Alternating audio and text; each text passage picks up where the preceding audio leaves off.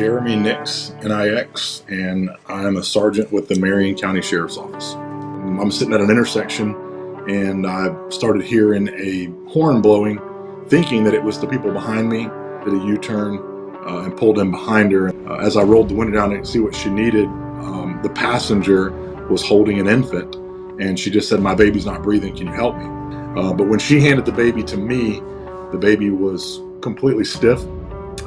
He was still warm, but he was extremely rigid, like all of his muscles were seized up. He wasn't breathing. So when I got down on the ground, I checked for a heartbeat. I couldn't feel a heartbeat. I tried to give some breaths, starting CPR, and tried to give a couple breaths. And I heard the baby gasp for the first time. Loaded the baby up and grabbed it in my arms and threw it in the truck and took off with me. Drove to the trauma hospital.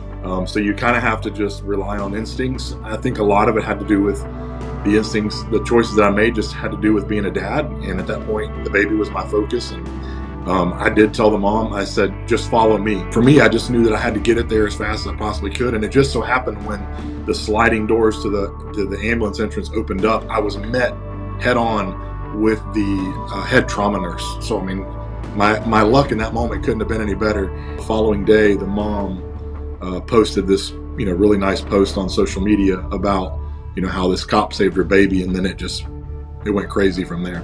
A couple weeks after the incident, the mom had reached out to my wife and I and asked us if we would be willing to be his godparents, and so of course we said yes. And we still spend a lot of time with him. Matter of fact, he just turned 4. He just spent Easter with us. He went over to my in-laws. We had a big Easter egg hunt, and so he comes here pretty much all major holidays. His mom lets him come over here and hang out, but then we usually get him once a month on a weekend, and he comes and hangs out with us. He's close with the kids, and so we still get to hang out with him quite often. But he's doing really well and had no adverse side effects to his medical incident.